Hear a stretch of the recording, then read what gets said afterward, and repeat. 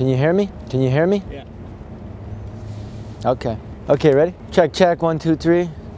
Hi, I'm Charlie LeDuff along with Max Ortiz of the Detroit News. 2009 was an historic year in our hometown of Detroit. We tried to get it on video. Here's what we saw.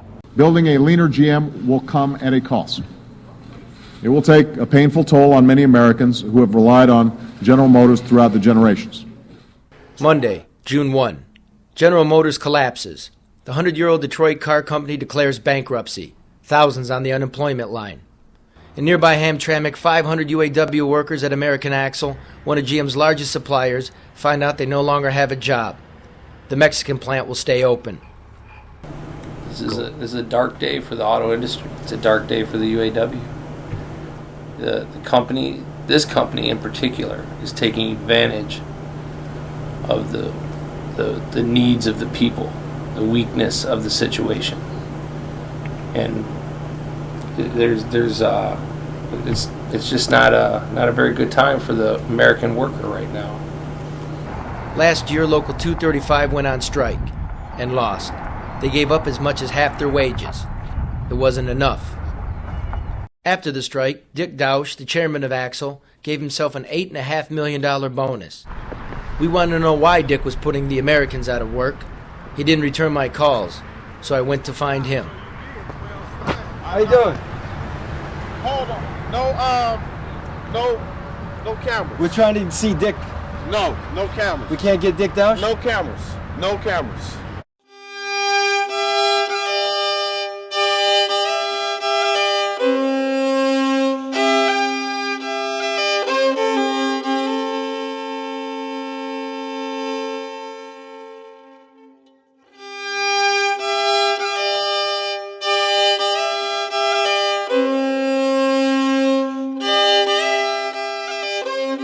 I'm Cooper Souter. I'm 44. Carpenter from Toledo, Ohio.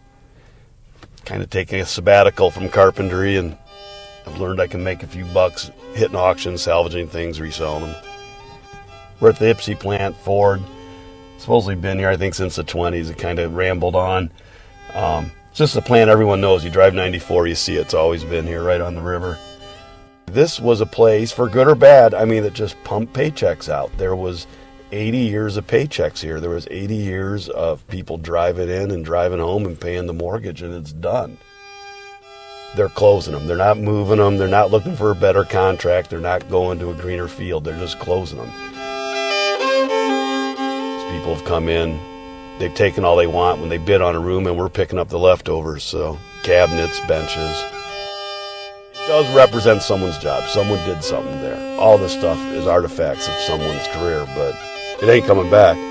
You're not going to get 500,000 people working, making 50, 60 grand a year without a college education, with benefits. The benefits are where it's at. That is 30 years in the Midwest. You take care of yourself, you grab it when you can, and there isn't the common good. No one's looking at the big picture, it seems. We're fighting amongst ourselves over little stuff, not pulling together for the common good.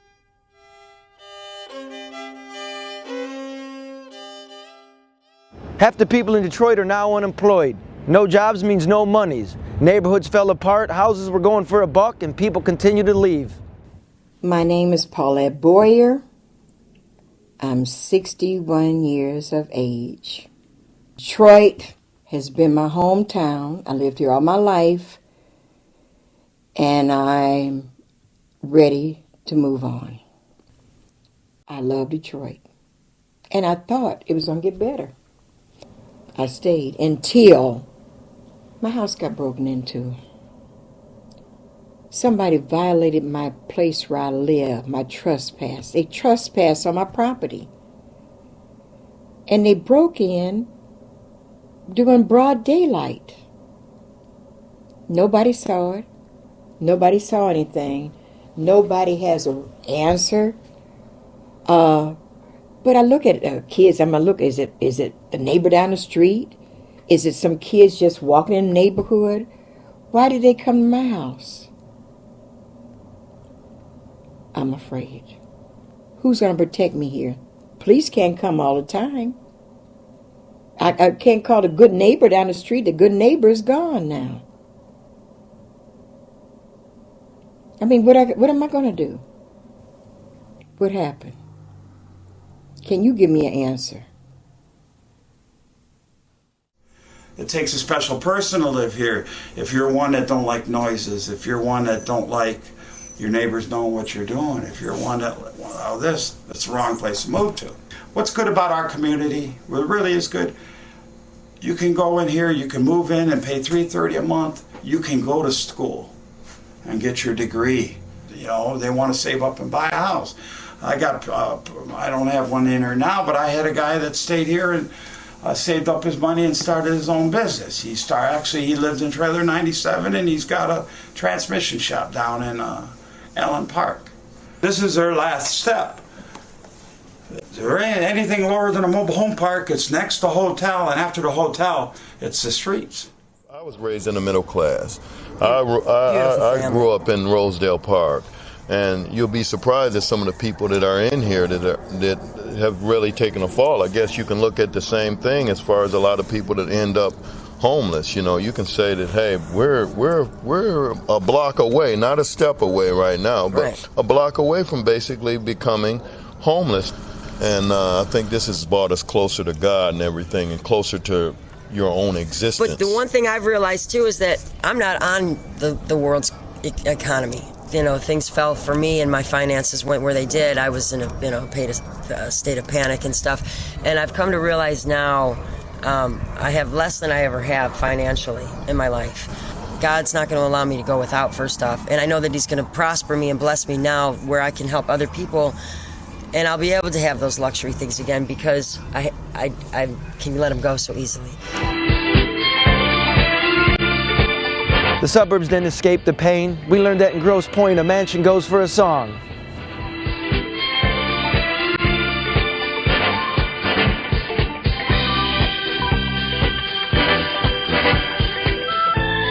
Hi, this is Mary Rogers. I grew up here in Grosse Pointe. This is a fabulous English Tudor. 5,300 square feet, 5-bedroom, built in 1927. This could be yours. $2.2 million. This could be yours for $459,000. What a magnificent house. Here on Lakeshore, all four, $925,000. Wow, what a price. Wow, $459,000. What a steal. City politics were an embarrassment and rocked by corruption. Former Mayor Kwame Kilpatrick got out of jail and moved to Texas into one of the whitest, richest neighborhoods in America. Here's what he left behind. Well, it's that time in Detroit again, election time. And this go around, we have 167 candidates for city council. Oh boy, and another 8 people are running for mayor. The question is, are any of them beyond repute? Do any of them have one idea, just one good idea? Newly elected Mayor Dave Bing's hard to find around town, and his right-hand man, Charlie Beckham, is an ex-con. City Council President Pro Tem Monica Conyers may soon be inmate Monica Conyers. Councilwoman Joanne Watson was paying $68 a year in property taxes for her house until someone found out. Councilman Kwame Kenyatta stopped paying the mortgage on his Detroit house, leaving the city with another abandoned building. Councilwoman Martha Reeves has 1 gold record and 3 federal tax liens. Former TV personality Charles Pugh, he's said to be taking advice from this ex-con, who used to give advice to this ex-con. Is there anybody out there? Anybody?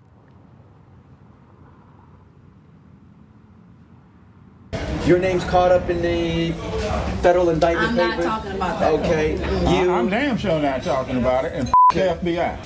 One name that keeps coming up is Sam Riddle. The question is, who is Sam Riddle?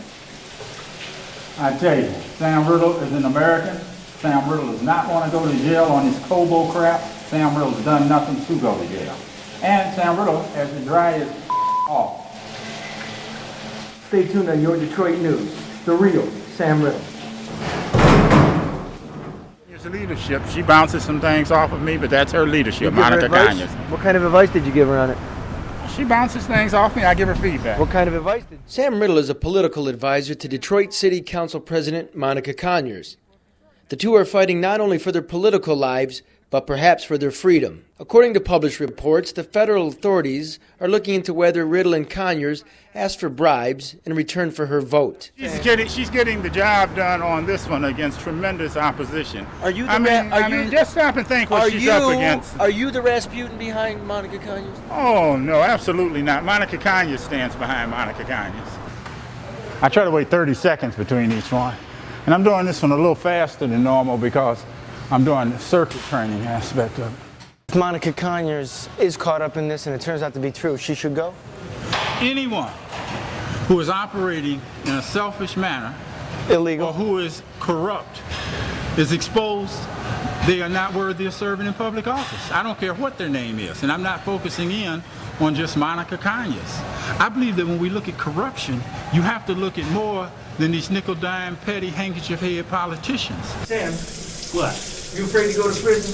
No, hell no, I'm not going to jail, man. I haven't done anything to go to jail. You afraid to go to jail? Yes. You think you're going to get busted for drunk driving? They can get you for whatever they want. That's my point. No, I don't want to go to jail. No privacy. Oh, hell, I spent 4 years in the military, my man. 4 years in the military. And trust me when I tell you this, there ain't no privacy in the shower there. And you don't get to hold the curtain in front of you. Hey, who is Sam Riddle? Sam Riddle? Whole world wants to know. Look at the camera. Sam Riddle is an American. Sam Riddle is not a hyphenated American. Sam Riddle does not play the race card. He only plays the human card. There's right and there's wrong. We ought to know the difference. Ooh. Okay, man, you can move that damn camera so I can get out of here now. Michael Jackson died and Motown legend Martha Reeves was voted off the Detroit City Council. We wonder if this had anything to do with it. Okay, now, Martha, you had dinner with the Senate row official, and are you upset or offended that they didn't bribe you? The only way you can get into the political ring is by donations. Yeah, but they're crooked. How come you haven't sent them? How would you know whether they're crooked or not? I didn't. Because he admitted to bribing. But I didn't ask them for anything. They came to my office. They came to my fundraiser. Are you going to give the money back? Am I going to give it back? No. Good enough. Because it was going through the Friends of Martha Reeves. I bought tickets to different affairs, ads, and magazines, and I've donated to a lot of churches. I even took hot dogs to a community meeting the other day. The only reason the FBI called my office was because somebody whose phone was tapped called my name. Yeah. My phone was never tapped. I was never under any FBI I never implied that, man, but it sure would look yes, like... Yes, you are. Oh, no. Come on, should I give it back? You'll see the tape tomorrow. What a nerve. No, ma'am. Would I give it back? No. Okay. Because it wasn't given to me as a bribe. It was put in my fundraising campaign at a fundraiser in the name of Friends of Martha Reeves. I want to thank you for watching, and I want you to remember that if you can't sleep, get the free press. When you want the news, get the news. And Marguerite's going to take us out. I had to myself, I didn't want you around. Those handsome faces always made you stand out in the crowd. Then someone picked you from the bunch, one glance was all it took. Now it's much too late for me to take a second look. Let me tell you now, oh baby, all I need is one more chance. Won't you please let me back in your heart? Oh darling, I was mine to let you go. Let you go, baby. But now since I see you in her arms, I want you back. Ooh, baby. I want you back. Yeah. So you know. I want you back. I want you back. Yeah. I want you back. Thank you. It was hard to get your mind around all of it until a frozen man's feet poked up from the bottom of an elevator shaft. People knew he was there, but instead of calling the cops, they took pictures of him and walked away. His name was Johnny Redding. This is the frozen man's brother. We'll see each other in the hereafter, when the Lord judges us all. You know, we love each other, what we do for each other, what we haven't done for each other, we're gonna have to account for it. So what's important is how we treat one another. A person, a person. And I'm looking to see him in the next life. And that's the way I was raised. Period. Period.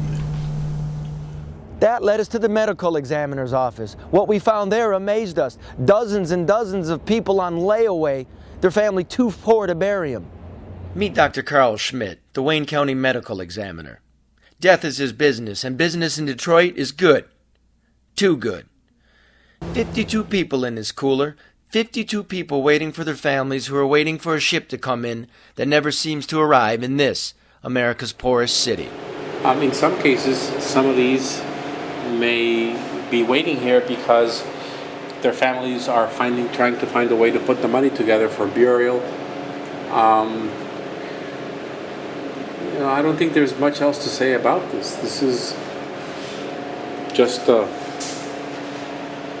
temporary resting place for people who are resting permanently. This is another way of being destitute.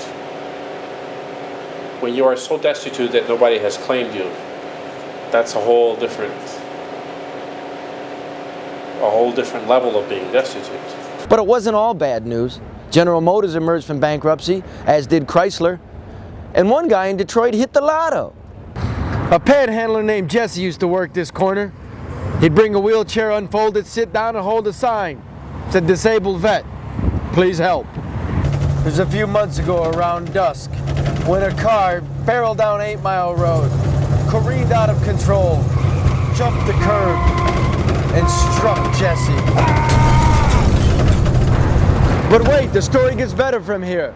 Jesse did not die, which is nice, but that's no miracle. The miracle is the driver was insured. In Detroit, less than half the drivers are insured. In the end, Jesse got paid, and Jesse got off the corner. I was sitting here with Jesse, and we were just hanging out on the curb here trying to find some workers some money, and a car came by, and all of a sudden it veered over here on the blacktop, hit Jesse in the wheelchair, pushed him over in the street. The American dream, it happened right here. He got under the car, the ambulance came, the cops came, hit the lottery, I say. Because now he's got money, he's got hotel rooms, he's got hookers, he's rolling. Ain't nobody else out here with a wheelchair but Jesse. Wheelchair, crutches, cane, walker, whatever it took to get to the corner, that's what Jesse did. He was a genius. He's smart. Jesse's a smart brother. The rest of these idiots would have got on up looking for $5 or $10 to go to the dope house. Not Jesse. Not Jesse. I bet, now I didn't see it, but I bet you Jesse didn't move. When he got hit, I bet Jesse didn't get up. He didn't roll over. Jesse played dead. Yeah, Jesse's got money, baby, but he's the same old Jesse. He's my Jesmo. 6 months, Jesse. Sorry to say it, 6 months. All these you-know-whats will have that money. And there's hope. In Michigan, we still have dreamers and schemers. On planet Earth, some men crave wealth, some fame, others lust for women. But one Michigan man dreams of something much bigger, a dream without limits to the darkest reaches of space.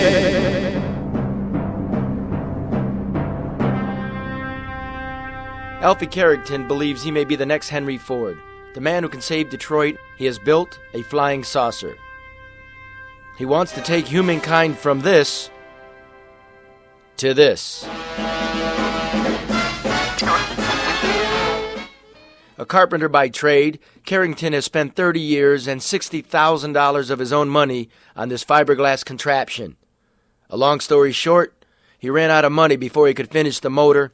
They evicted the saucer from its hangar, and Carrington is looking for backers. There's just one little problem. Scientists say it won't work. Well, I'm trying to, you ask them what saucer school they came from to say it won't work. There is no saucer school. So how can they bring their technology and or their minds of saucerology, like you mentioned earlier, to say that it won't work? There is no salsa school. This is the salsa school. You've studied psychology. Yes, I have studied psychology. Aren't you worried people think you're nuts?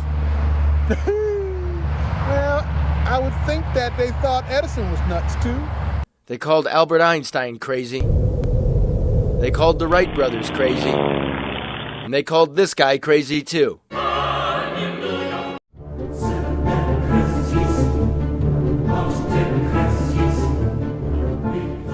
Years before time began, the Druids built a thing called Stonehenge. Nobody knows how, until now.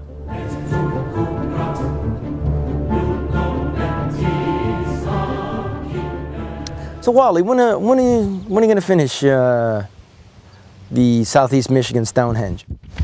I really don't have any schedule on it. My purpose, my intention was just to figure out how to do it, not to really complete anything. If I sell enough videos, then maybe I would, but... How much do those videos go for? $15, yeah. $15. If you'd like to see Stonehenge complete, just call the number on the bottom of the screen and buy a video from Wally Wallington, Southeast Michigan, Druid. This is the earliest solar technology. I guess they used the sky to lay it out, but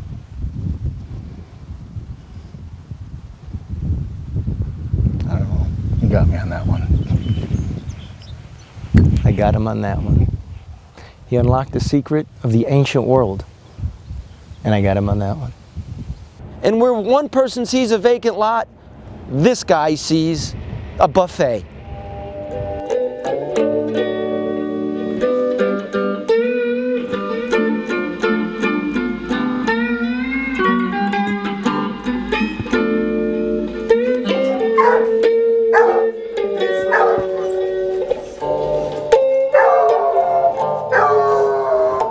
Economy got you down? Don't know where your next meal's coming from? Don't worry. It might be up in the attic. We're at the Detroit home of Glemmy Beasley. Blues player, country player, hunter. He calls himself? The Coon Man. The Coon Man. Okay, Glemmy, how do you cook a coon? Well, first we take him out of the freezer, let him thaw up. Let's show him here. Mm-hmm. Let me show you. And let him thaw up. Then you got to get all of the fat off him. Mm.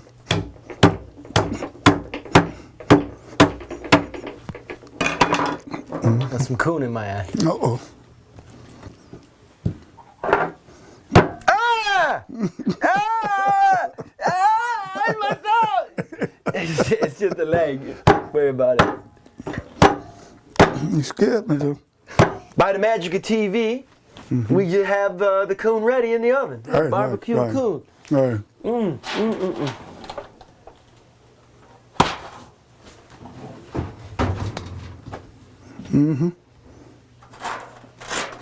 Mm-hmm.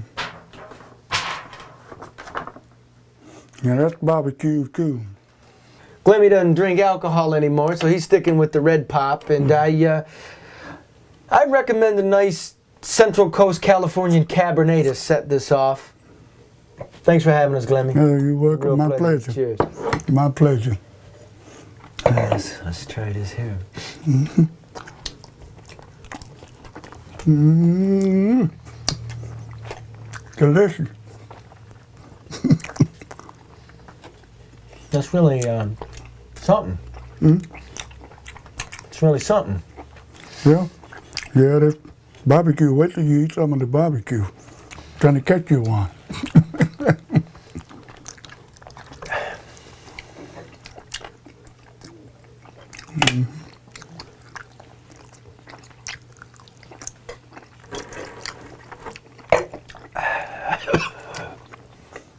Thanks for being with us, and remember, they don't call it the Detroit News for nothing.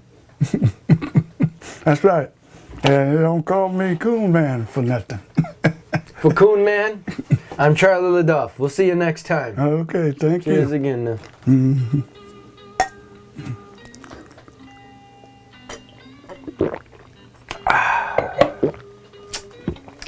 God, I'm gonna put Red Lobster out of business. It was a tough year and we survived it, and we're going to survive the next year. And if you feel down, remember this: at least we don't live in Cleveland. Really gone.